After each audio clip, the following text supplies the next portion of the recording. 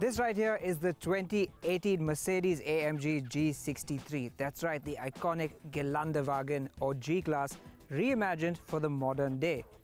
Now I say reimagined, but as you can probably tell, it looks quite a lot like its predecessor, but that's the beauty of it. They've kept all the retro touches intact while changing a lot under the skin. What I'm here to find out today is what it's like as a Mercedes, what it's like as an AMG, but as you've probably guessed from our surroundings, I'm first going to try and find out what it's like as a G-Wagon.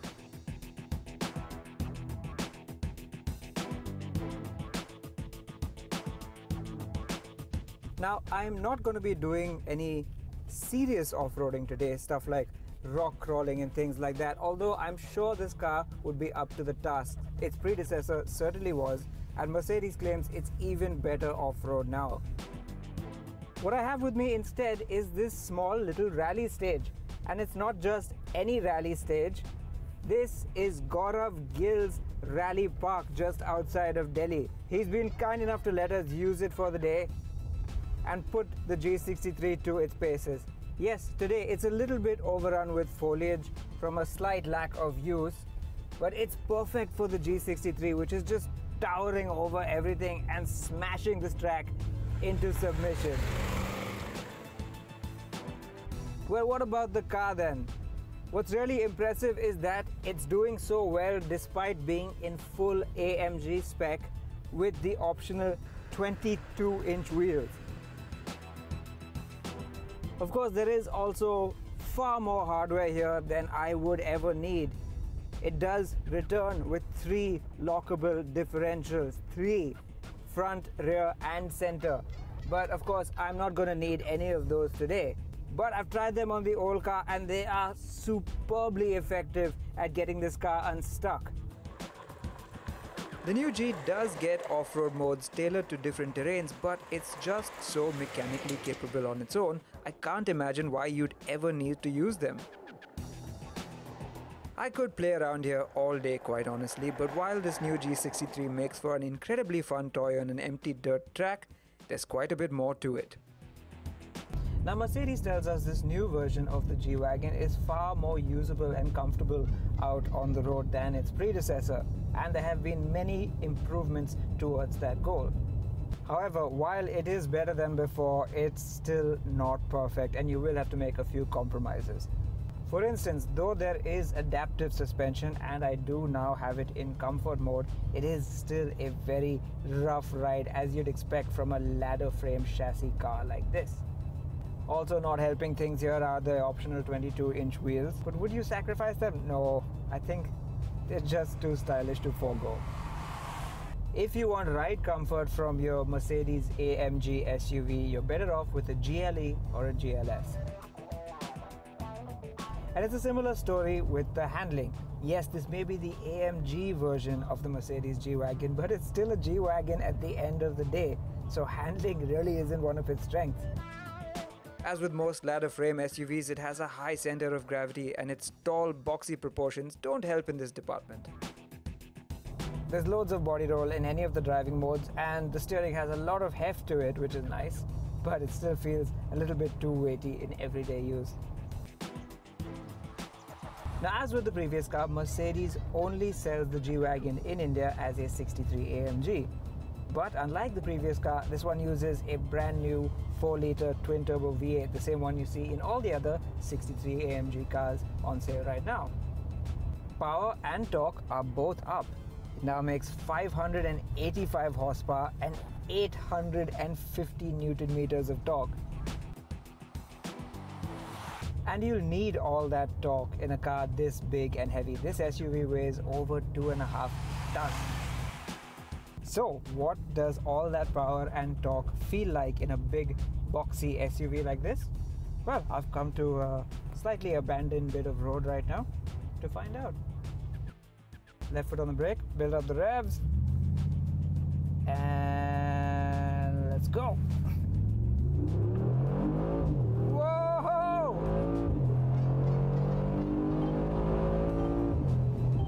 It is fast and it is loud.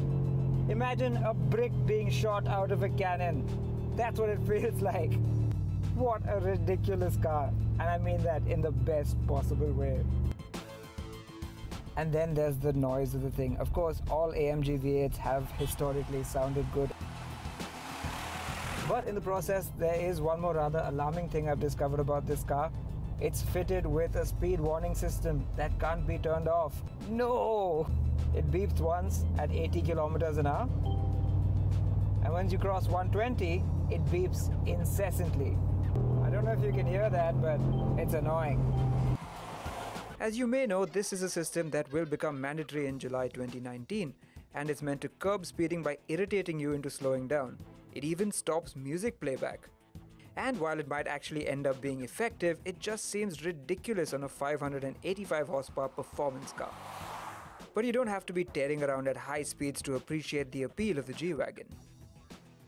I just love how retro cool it still feels inside here, and it wasn't easy for Mercedes to do that with this latest G-Wagon. For instance, the windscreen is still bolt upright. They could have angled it further, but they didn't. And you sit high up, and you want to sit high up. You don't feel like sitting low down like you might in some other cars or SUVs. Here you want that view out. You want to see those two indicators sitting on top of the bonnet. It's all part of the experience. Incidentally, even those indicators were really hard for Mercedes to integrate into this new car in order to meet new crash test norms, but they did it anyway.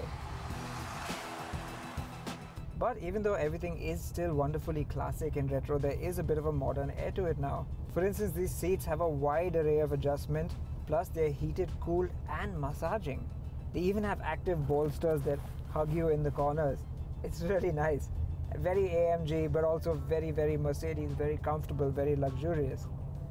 And just about everything is draped in quilted double-stitched leather. It's on the door pads, it's even in the boot. And guess what, Indian buyers, you're gonna love this because unlike the last G-Wagon, this one has a sunroof. And perhaps my favorite feature of every G-Wagon returns, the way the doors lock and unlock. Listen to this. That's a solid sound. I should tell you a bit about the backseat because there's now significantly more space here thanks to the longer wheelbase. And I'm going to make my colleague Jay show you just how much room there is to stretch out, because while I'm 5'8", he's 6'1". As you can see, there's more than enough room back here. You also sit nice and high up, but that comes at a price. It's quite a climb up into the cabin and you will need the help of that side step. At the front, you'll be pleased to find that classic upright dashboard, albeit festooned with a number of modern touches. I particularly like the new aircon vents that sit on either side of the iconic differential lock buttons. Above that, you'll find the dual 12.3-inch infotainment screens from the S-Class, and they're clear and crisp as ever. So yes, while it may be old school on the surface, Mercedes has been sure to load it up with the latest in equipment and technology. This new generation has brought a lot of improvements to the G-Wagon. It starts with the basic stuff like improved space in the cabin, increased comfort and greater ease of driving. Then it goes on to the greater luxury and equipment in the cabin which are now truly up there with the best Mercs. Then there's the greater power from this new engine and astonishingly even better off-roading capability. Yet, for those who buy this car, the appeal is something less tangible. It's that brash, in-your-face character of the G63, the way it looks, feels and sounds that people love so much. Also, side pipes. And thankfully, Mercedes hasn't tampered with that. It's pricey, but then it always has been, and that's never stopped it from being the most popular AMG of them all. Hail to the king!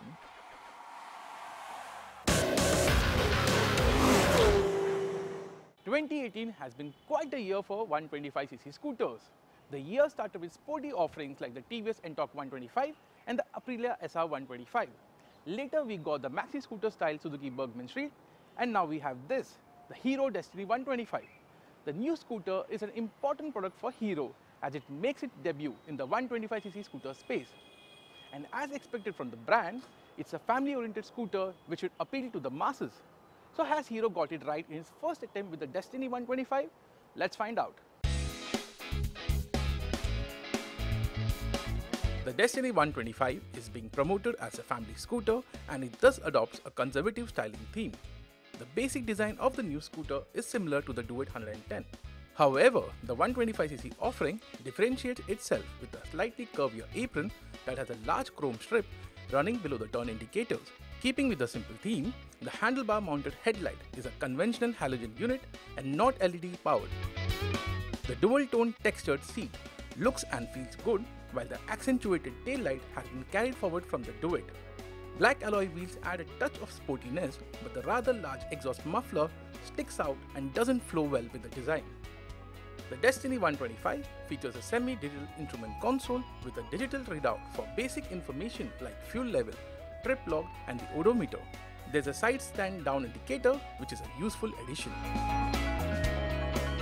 So talking about features, the Destini 125 gets a multi-function key slot. With this, you can open the rear seat and you can see there's good amount of storage space.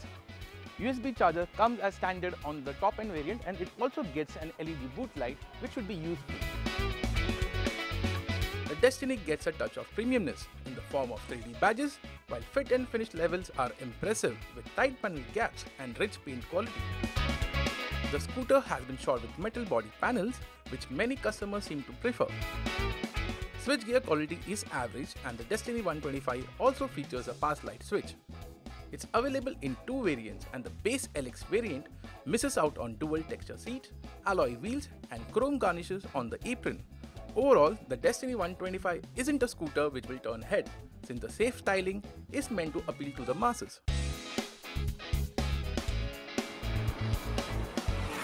On the move, the Destini 125 won't wow you with its performance, as the power delivery is sedate and throttle response is also a bit laid back. What will impress you, though, is the refinement, although the engine does sound a bit gruff at higher speeds.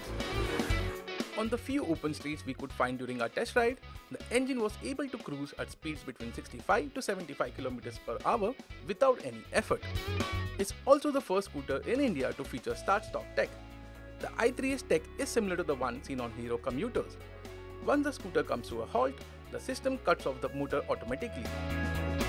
Press the rear brake and twist the throttle, and the engine restarts automatically.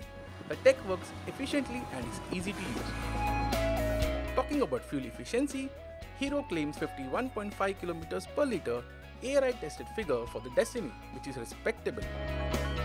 At 111.5 kg, the Destini 125 is among the heavier 125cc scooters on sale. However, the weight has been well distributed and it doesn't feel lazy in terms of cornering. The smaller 10-inch wheels mean the scooter is agile and filtering through traffic is an easy affair. The chassis is suspended on a telescopic fork with a monoshock unit at the back. Ride quality is decent, and while it isn't as supple as the TVS NTORQ 125 or even the Suzuki Axis 125, it isn't anywhere close to as stiff as the Aprilia SR 125. The front though has a tendency to crash a bit on broken roads, and with a pillion, the rear did wallow slightly. However, it wasn't as pronounced as on the Honda Grazia. Braking duties are handled by drum brakes at both ends, and CBS is standard. Bite and feedback offered is average, and we believe that a disc brake should have been offered as an option at least. The USP of the Hero Destini 125 is its pricing. At 54,650 rupees, it is the cheapest 125cc scooter on sale in India. However, it's just not the value proposition. It's a feature-rich scooter, easy to ride, and of course comes with the Hero badge. With the Destini 125, Hero's first attempt in the 125cc space has been a good one, as it retains the commuter values which is core to the brand and should appeal to the masses. While the VX variant carries a premium of Rs 3,000 extra, in our opinion, it's worth the extra money and will be our pick. Well, I'm here in Shanghai to actually get an insight into the brand of MG and its parent company Saic, and we've had a look at the plant, and today we're out here on the test track to actually get our hands behind the wheels of some of their cars to feel and experience what the product is really like. The idea of being in Shanghai was to experience what brand MG can bring to the table, and it was done by experiencing not only the MG cars but also cars from the other marques owned by Saic, which MG can draw from. The Saic test track is impressive to say the least. Spread over 5.7 square kilometers, the facility has 60 kilometers of road and 67 different driving conditions for testing cars. First up, we drove the MG6.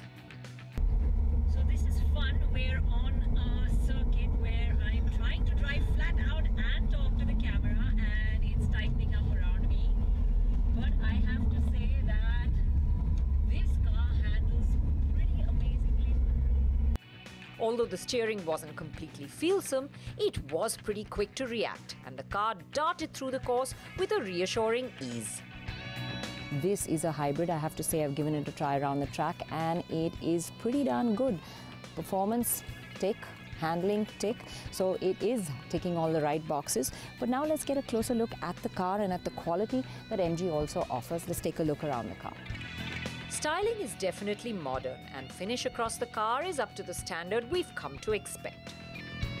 So in the interest of safety, so that the cameraman doesn't get knocked over on the test track with people driving around, I'm sitting actually on the passenger side for a change to talk about the interiors of the car, because we really want to get a feel of how the quality of MG is going to be when it comes to India. And I have to say that it's quite impeccable. Materials used across the car are really nice. As far as equipment goes, you really get everything king size. Look at the large screen that's here in the central display. And everything feels good to touch, tactile, the knobs, the switches, the buttons. So you can really expect a good level of quality from the interiors when they come to India.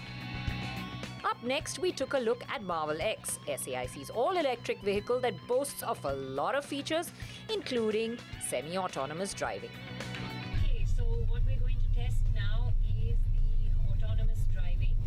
And the car is now maintaining its speed, following the lanes, and pretty much driving on its own. Look, no hands, no feet. But it can only do this as long as there are lane markings. So now that the lane markings are getting over, it wants me to take over. Apart from the Level 2 autonomous drive on the go, the Rui Marvel X also has the auto parking feature. So in the first part of the day, we were impressed by the dynamic capabilities of their cars. Then we were shown that their cars are future ready, and for the last part, it was a safety test. On a wet tile surface that simulated icy conditions, we were shown that safety is also a high priority on the company's list of must-haves for its consumers. In fact, their cars are scoring 5-star ratings in China, and MG's promise is when our regulations are in place, their cars will deliver the same in India. Now in India, it is the backseat that takes precedence. So when we checked out the Rui ERX5, it was the backseat that I hopped into. So I'm seated at the back of this RX5. Now here's another thing that we've found about all the cars that actually we've driven today is that rear seat space is actually very good. I may not be the ideal height for a depiction, but as you can see, there's loads of legroom for even a tall person over here. Lots of headroom. The seat is nice and wide, so it's a roomy, spacious back seat. I have my aircon vents. I have a fantastic panoramic sunroof. So even as a backseat passenger, this car is a really nice place to be. And yeah, expectations are good. I also took a look at the HS, which is an SUV about the size of the one we will see in India. First impressions are good ones, and this feels like a car that would compete with any of the European cars. The design is a bit of a mix with bits from Mazda, Porsche and even Hyundai thrown in, but overall it works surprisingly well, and I think the silhouette is sporty and neat. Inside the cabin is impressive too. The red leather won't be to everyone's taste, but quality levels make me go nice. I noticed that the high-quality steering wheel, the power window switches and the buttons along the gear selector all seem to be taken from the Volkswagen parts bin. Yes, SAIC does have a tie-up with Volkswagen and even GM in China and can draw on a lot from there. Even in the back seat, the HS was spacious and the ride quality was supple, making it a very comfortable place to be. Well, I spent 2 days here in Shanghai getting a deep dive into brand MG and its parentage. We visited the parent facility SAIC, and what I learned there is that this company is growing really rapidly. What I also learned is that MG has a bank of platforms that it can draw on between sister companies and tie-ups to bring products that are suitable for the Indian market. Of course, we know that the first product is going to be an SUV, and after having driven a few of the products here at the proving ground today, what I've learned is that we can expect a spacious product with good quality interiors, good driving dynamics, and one that's packed with features.